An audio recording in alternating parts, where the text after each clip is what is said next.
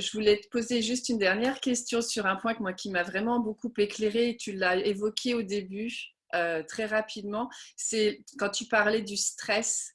En fait, Oui, donc le stress qui est un signal en fait qu'on est bloqué dans notre mode automatique face à un problème qu'on n'arrive pas à gérer et qui est le signal qu'on doit passer en adaptatif en fait. oui, oui. Oui, Je donc, trouve ça super intéressant.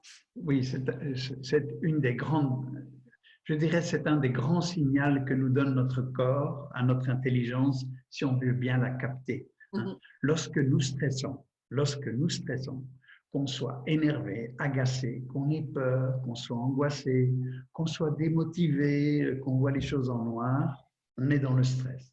Et ce stress qui est individuel, ce stress est en fait un signal d'alarme que notre corps nous donne à notre intelligence, un signal d'alarme pour nous dire, hé là, il y a quelque chose à changer dans notre façon de penser.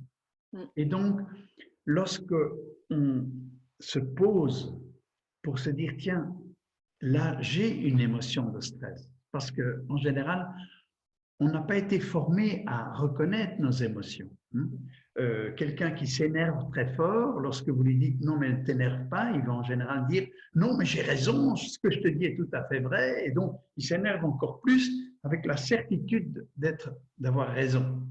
Il a peut-être raison sur le fond, mais sur la forme, il est nul. Donc, lorsque nous stressons, on reste dans le mode arrière. Ça veut dire qu'on est. On est comme une mouche qui cherche à sortir en tapant dans la vitre, en fait, alors que la fenêtre est ouverte juste à côté. Voilà, c'est exact, c'est une très belle image. Hein. On reste dans notre façon de penser au lieu de basculer. Prendre un Et peu de recul et puis trouver une voilà. solution. Et c'est pour ça que les exercices que j'ai expliqués tout à l'heure permettent cette bascule de façon plus naturelle. Et plus on le fait, plus ces circuits neuronaux vont s'installer pour de bon jusqu'en fin de vie, pour devenir beaucoup plus serein, et savoir prendre du recul, savoir prendre des décisions intelligentes,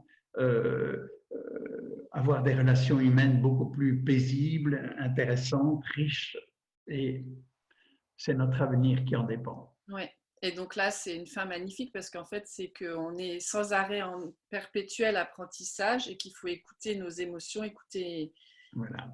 qui ont des choses à nous dire pour nous faire progresser, pour nous aider à trouver toujours de meilleures solutions, à prendre de meilleures décisions, etc. Ben oui, voilà. C'est la belle vie, mais il Ouais. faut la construire.